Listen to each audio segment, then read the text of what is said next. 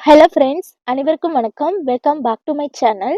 இன்னைக்கு இந்த பதிவில் நம்ம எதை பற்றி தெரிஞ்சுக்க போகிறோம்னா, இந்த ஆடி மாதம் முடிவதற்குள்ள இந்த ஒரு பொருளை வந்துட்டு நம்ம குலதெய்வ கோவில்களுக்கு வாங்கி கொடுப்பதன் மூலியமா குடும்பமே வந்து சகல ஐஸ்வர்யங்களையும் பெற்று வாழ முடியும்.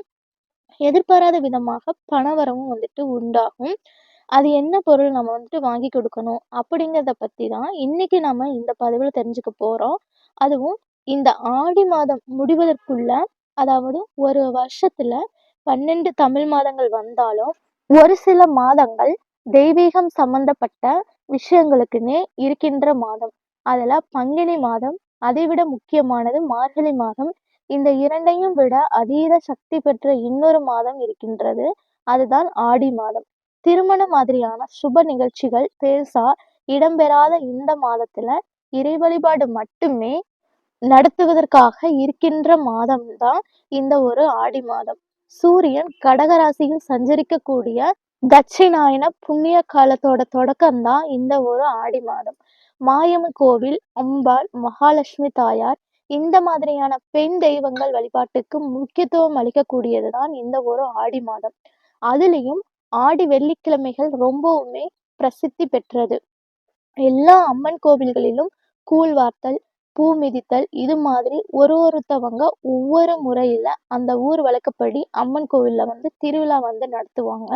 ஒரு சில ஊர்களில் எல்லாம் 10 நாட்கள் வந்து கொடியேற்றத்தோட ஒரு உற்சவமே வந்துட்டு நடக்கும்.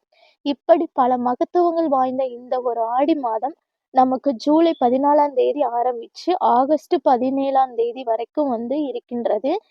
கிட்டத்தட்ட இந்த வருஷம் நமக்கு ஆடி மாதத்துல 32 நாட்கள் வந்துட்டு வந்திருக்கு. இந்த 32 நாட்களில் ஆடி வெள்ளி மட்டும் 5 வெள்ளிக்கிழமைகள் வருகின்றன. ஆடி செவ்வாயானது 4 செவ்வாய்க்கிழமைகள் வந்திருக்கு. இந்த 9 நாட்களுமே ரொம்பவுமே விசேஷமான நாட்கள். அம்மன் கோவிலில் நடக்கக்கூடிய ரொம்பவும் பிரபலம் வாய்ந்த முக்கியமான திருவிழாக்களானது ஆடி செவ்வாய் மற்றும் ஆடி வெள்ளிக்கிழமைகளில் நடக்கும்.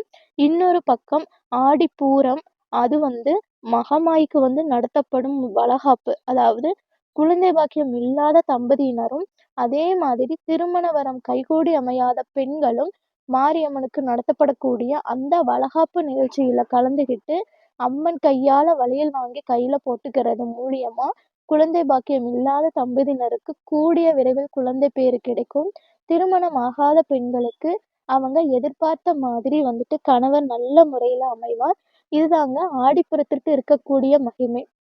அதே மாதிரி மாதம் மாதம் வரக்கூடிய கிருத்திகை ரொம்ப விசேஷமா இருந்தாலும் ஆடி கிருத்திகைக்குன்னு தனி பெருமை வந்து இருக்கின்றது. அடுத்தது ஆடி 18, அதாவது ஆடிப்பெருக்கானது காவிரி தாயை வரவேற்கக்கூடிய ஒரு அற்புதமான ஒரு நாள். இப்படி இந்த ஆடி மாதத்திற்கு இருக்கக்கூடிய மகிமைகளையும் சிறப்புகளையும் நம்ம வந்துட்டு பார்த்துக்கிட்டே போகலாம். இந்த ஆடி மாதத்துல நம்ம ரொம்ப அதிகப்படியான வழிபாடுகளும் விசேஷங்களும் வந்து கொண்டாடினாலும் ஆடி அமாவாசை, ஆடி பௌர்ணமி, ஆடி கிருத்திகை, இது மாதிரி வரக்கூடிய ஒரு சில முக்கியமான நாட்களில் அந்தந்த தெய்வங்களுக்குரிய விஷயங்களை நம்ம வணங்கணும். திதி வந்து தர்ப்பணம் கொடுக்க முடியாதவங்க, அதிலும் மாதம் மாதம் வரக்கூடிய அமாவாசையை முறையா வழிபட முடியாதவங்களுக்கு அற்புதமான ஒரு மாற்று நாளும் இந்த ஆடி அமாவாசை தான். இப்படி பல சக்திகள் பெற்றிருக்கக்கூடிய இந்த ஒரு ஆடி மாதத்துல நீங்க பல பூஜைகள் பண்ணினாலும் நீங்க முக்கியமா பண்ண வேண்டிய ஒரு பூஜை வழிபாடு இருக்குங்க. அதுதான் குலதெய்வ வழிபாடு.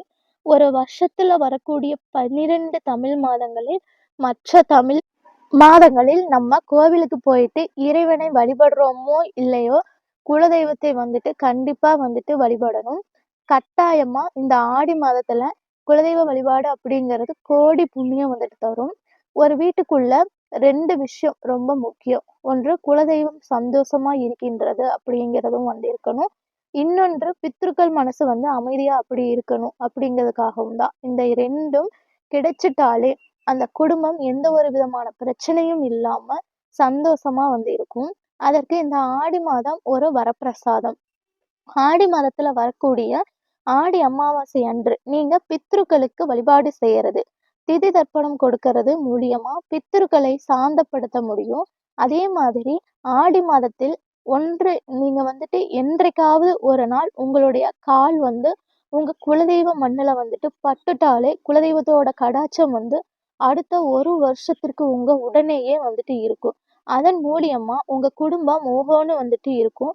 அப்படி இந்த ஆடி மாதத்துல யாரெல்லாம் குலதெய்வ கோவில் வழிபாடு வந்துட்டு பண்ணணும்னு நினைச்சிருக்கீங்களோ, அங்க வந்து போயிட்டு வருவது மட்டும் அல்லாமல், அங்கு குலதெய்வத்திற்கு அபிஷேகத்திற்கு ஏதாவது வாங்கி கொடுத்துட்டு வரணும். நிறைய பேர் இந்த ஆடி மாதத்தில் வரக்கூடிய குலதெய்வ வழிபாட்டு அன்று அவங்க வீட்ல இருக்கக்கூடிய குழந்தைகளுக்கு காது குத்து வைக்கிறது, முடி எடுக்கிறது இந்த மாதிரி பல வேண்டுதலும் வந்து பண்ணுவாங்க. ஒரு சிலர் வந்து கெடாலாம் வந்து வெட்டி வந்து விருந்து வைப்பாங்க. இல்லைன்னா கூழ் வைத்தும், பொங்கல் வைத்தும் வழிபாடு வந்து பண்ணுவாங்க. இன்னும் சிலர் குலதெய்வ கோவில்களுக்கு அபிஷேகத்திற்கு புது வஸ்திரமெல்லாம் வந்து வாங்கி கொடுப்பாங்க. இப்படி இந்த மாதிரி பல அதிசயங்களை ஏற்படுத்தக்கூடிய குலதெய்வ வழிபாட்டிற்கு நீங்க ஆடி மாசத்திற்கு கோவிலுக்கு வந்துட்டு போகும்போது, இங்கு சொல்லக்கூடிய இந்த ஒரு பொருள உங்க கையால வாங்கி கொடுக்கலாம். அது என்னன்னு பார்த்தீங்கன்னா, இனிப்பு ரொம்ப அதிகமாக இருக்கக்கூடிய எல்லா பொருள்களிலுமே வந்துட்டு நம்முடைய குலதெய்வம் வாசம் வந்து இருக்கும். அதுலயும் இனிப்புல வந்துட்டு ரொம்ப பேரு வந்து எடுத்துக்கிறது வந்து பார்த்தீங்கன்னா, அச்சு வெல்லம். அதுவும் நம்ம சர்க்கரை பொங்கலுக்கு பயன்படுத்தப்படும் வெல்லம் தான். அந்த அச்சு வெல்லத்த நீங்க 1 கிலோ அளவுக்காவது வந்துட்டு வாங்கிட்டு போயிட்டு, குலதெய்வ கோவில்ல வந்து இருக்கும். பூஜை செய்பவர்களிடம் வந்து கொடுத்து, இத வந்து நீங்கள் சுவாமிக்கு நெய்வேத்திய பிரசாதம் செய்யும்போது, இந்த வெல்லத்த நீங்க வந்துட்டு பயன்படுத்திக்கோங்க அப்படின்னு வந்துட்டு சொல்லணும்.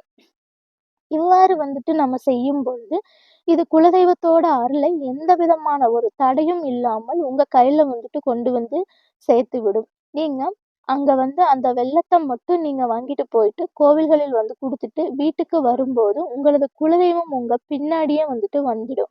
அந்த அளவுக்கு சக்தி வந்து இந்த அச்சு வெல்லத்துட்டத்துக்கு வந்து இருக்கின்றது. அச்சு வெல்லம் மட்டும் தான் வந்து வாங்கி கொடுக்கணும் அப்படிங்கிறது கிடையாது. ஏன்னா, இந்த அச்சு வெல்லம் முதன்மையானது. ஏன்னா, இனிப்பானது தெய்வ கடாட்சம் அதிகம் இருக்கக்கூடிய ஒரு பொருள். அது கூடவே பச்சரிசியும் வாங்கி கொடுக்கலாம். ஏன்னா, இந்த பச்சரிசியை எல்லா விதமான நெய்வேத்தியங்களுக்கும் நம்ம வந்து பயன்படுத்துவோம். சுவாமிகளுக்கு வந்து நெய்வேத்தியம்னா, அது பச்சரிசியில தான் வந்துட்டு பண்ணுவாங்க. அது வந்து புளி சாதம், எலுமிச்சை சாதம், தேங்காய் சாதம், சர்க்கரை பொங்கல் இந்த மாதிரி எது பயன்படுத்தினாலும் அதுக்கு பச்சரிசி தான் வந்துட்டு முதன்மையானதா வந்து இருக்கும். அப்படி பயன்படுத்தக்கூடிய அந்த பச்சரிசிய வெல்லத்தோட சேர்த்து நீங்க வந்து வாங்கி கொடுத்தீங்கன்னா, அந்த சர்க்கரை பொங்கல் செய்யும் பொழுது நீங்க வாங்கி கொடுத்த வெல்லம், பச்சரிசியும் எல்லாம் வந்து போடுவாங்க. இதன் மூலியமா உங்கள் கையால ஒரு பசியாத்துன ஒரு பலன், அதுவுமே குலதெய்வ கோவில்லயே வந்துட்டு கிடைத்தது அப்படின்னா, அதோட புண்ணிய பலன் ஏராளம்ங்க. அதனால வருஷத்திற்கு ஒரு முறை தான் குலதெய்வ கோவிலுக்கு போறீங்க அப்படின்னா, தெய்வ சக்திக்கு முக்கியத்துவம் கொடுக்கக்கூடிய ஆடி மாதத்துல நீங்க கோவிலுக்கு போகும்போது, உங்க காலானது குலதெய்வ கோவிலின் மண்ணுல வந்து பட்ட உடனே, குலதெய்வத்தோட பார்வை வந்து உங்க மேல விழும். இப்ப கோவிலில் உங்கனால முடிந்த ஏதாவது ஒரு உதவி வந்துட்டு செஞ்சுட்டு வரலாம். இப்ப கோவில்ல வந்துட்டு ஃபேன் ஓடாம இருக்கு அப்படின்னா, அங்க வந்துட்டு அந்த ஃபேன வந்துட்டு சரி செஞ்சு கொடுத்துட்டு வரலாம். இல்ல வந்துட்டு லைட் எரியல அப்படிங்கிறபோது வந்து, அங்க பல்பு வந்துட்டு வாங்கி மாட்டி குடுத்து வரலாம். இந்த மாதிரி சிறு சிறு விஷயங்கள வந்துட்டு நீங்க செய்யும்போது, குலதெய்வம் வந்துட்டு உங்கள வந்து வந்து சந்தோஷமா வந்துட்டு பார்க்கும். எந்த ஒரு பலனையும் வந்துட்டு எதிர்பார்க்காமல், குலதெய்வ கோவில்ல வந்து நம்ம பண்ணக்கூடிய சின்ன சின்ன விஷயங்களானது, உங்களுக்கு வந்து ஒரு 10 மடங்கு வந்து பலன அப்படியே வந்துட்டு மாத்தி, கையில வந்துட்டு கொடுத்துடுமாம். நம்பிக்கை உள்ளவங்க இந்த வழிபாட்ட நம்பிக்கையோட பண்ணுங்க. நல்லதே வந்துட்டு நடக்கும். நம் சேனல் பிடிச்சிருந்தால் லைக் அண்ட் சப்ஸ்கிரைப் பண்ணி தொடர்ந்து இணைந்திருங்கள். மீண்டும் வேறொரு பதிவில் சந்திக்கும் வரை நன்றி, வணக்கம்.